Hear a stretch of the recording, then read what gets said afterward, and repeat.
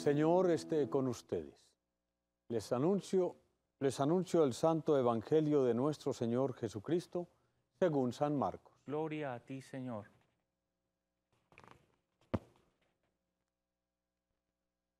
En aquel tiempo llegaron la madre de Jesús y sus hermanos, y desde fuera lo mandaron llamar. La gente que tenía sentada alrededor le dice: Mira, tu madre y tus hermanos y tus hermanas están fuera y te buscan.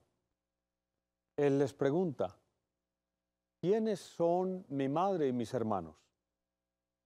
Y mirando a los que estaban sentados alrededor, dice: estos son mi madre y mis hermanos.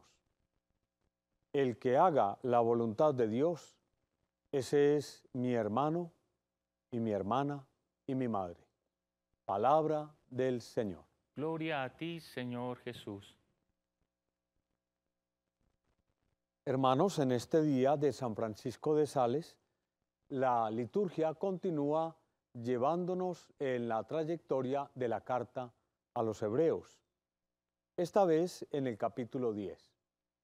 Ya pasamos el capítulo 9, que configura la parte central desde la cual se comprende toda la carta a los Hebreos. A partir del capítulo 10 nos empieza a señalar de otra manera cómo es la superación del sacerdocio antiguo, realizado en el sacerdocio de Jesucristo. Los sacerdotes antiguos ejercían su sacerdocio de acuerdo a las prescripciones de la ley. Pero es precisamente la ley la que viene a caducar, la que viene a terminar. ¿La ley en qué está basada? Fíjense bien. La ley está basada prácticamente en el error. El mismo San Pablo nos dice: la ley es parecida al pedagogo. ¿Quién era el pedagogo? En la antigüedad, el padre de familia y la madre de familia, sobre todo de la cultura greco-romana, entregaban en manos de un educador a sus hijos y lo llamaban el pedagogo.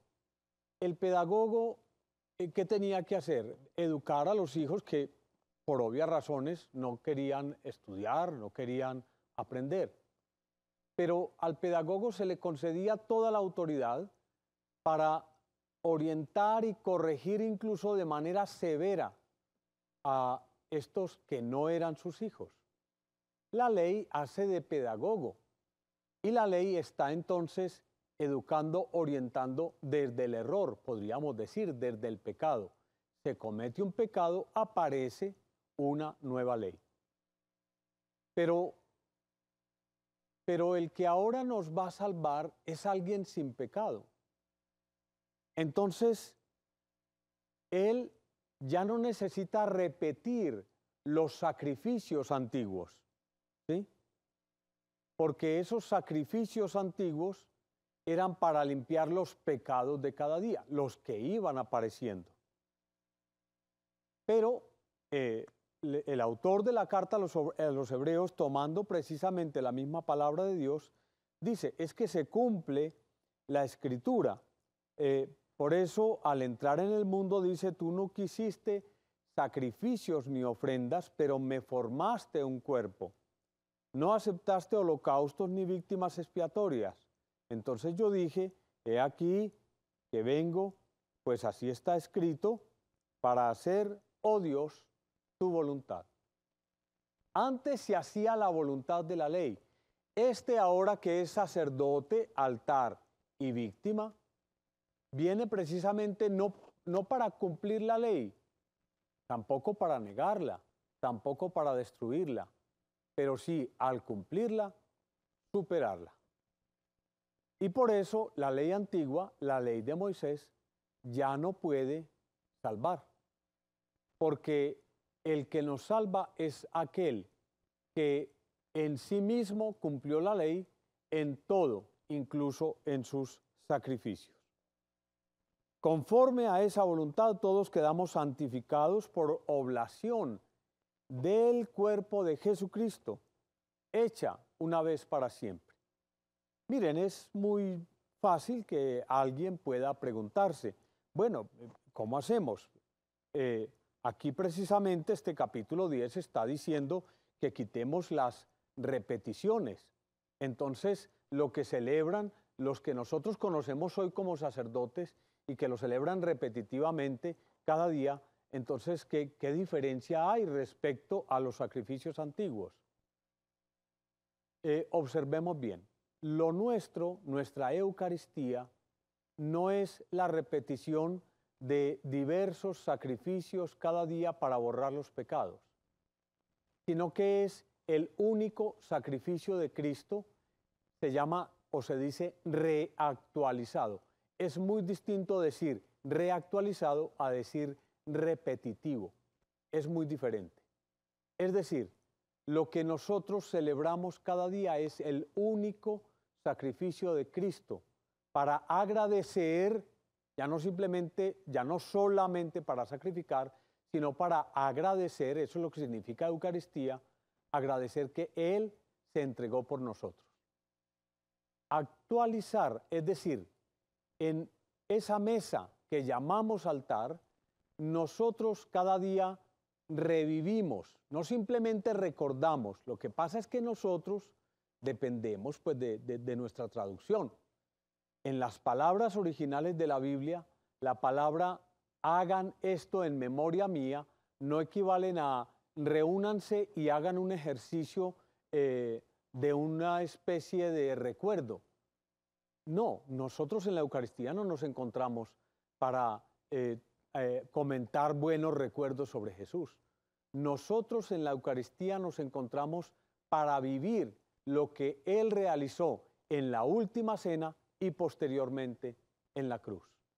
O sea, no repetimos la ley antigua. Así como tampoco nos une a Jesús una ley o natural o genética. A Jesús lo buscan y le dicen, Señor, por aquí están tus hermanos, tus hermanas y tu madre y preguntan por ti. Este paso del capítulo 3 del Evangelio de San Marcos genera un poco de perplejidad, pero toca meterse en el modo como originalmente concebían la estructura familiar. La estructura familiar de aquel entonces no era como la entendemos hoy, padre, madre, hijos. La estructura familiar dependía de alguien que era la cabeza de familia. Mejor dicho, no se hablaba de familia, se hablaba de clan familiar. Ese clan familiar está identificado por un abuelo, ¿sí? Y junto a ese abuelo, todos los que son sus nietos, entre ellos se llaman a sí mismos hermanos. No se denominan con sobrinos, con tíos, con primos, no. Las condiciones del lenguaje les permitía a ellos llamarse entre sí hermanos. ¿De dónde sale eso? Eso no me lo invento yo. Eso está en San Jerónimo. San Jerónimo, que es el gran traductor de la Biblia, el gran conocedor de la cultura y los lenguajes de la Biblia, es el que hace esta aclaración. Pero antes de él, mucho antes de él, también alguien llamado Epifanio. Entonces, Jesús, ¿qué es lo que hace? Miren, la estructura familiar de la época bíblica, especialmente del mundo judío y del mundo grecorromano, era una estructura familiar demasiado rígida. Por ejemplo, en la estructura familiar entre los romanos, el papá no era el papá era un dios. Y ese dios determinaba cuándo un hijo o una hija podía nacer. Y cuando estaba frente a su esposa, esperando que ella diera a luz, tan pronto nacía el hijo, al papá le preguntaban si daba el permiso para que ese hijo naciera o no. Y entonces él podía tomar la determinación de o vive o muere. La estructura familiar era una cosa supremamente rígida. ¿Qué hace Jesús? ni siquiera se presenta como padre de sus apóstoles, de sus discípulos, de la gente que lo acompaña. Jesús se presenta como hermano, porque todos somos hijos de un mismo Padre. Entonces Jesús no sigue una línea genética o sanguínea, sino que nos reúne a todos en torno a su palabra. Y por eso dice, ¿quiénes son mi madre y mis hermanos? Aquellos que escuchan y cumplen la palabra de Dios. Ya no nos une una cuestión de orden genético, ya no nos une una cuestión estrictamente sanguínea. Nos une el escuchar y vivir la palabra de Dios.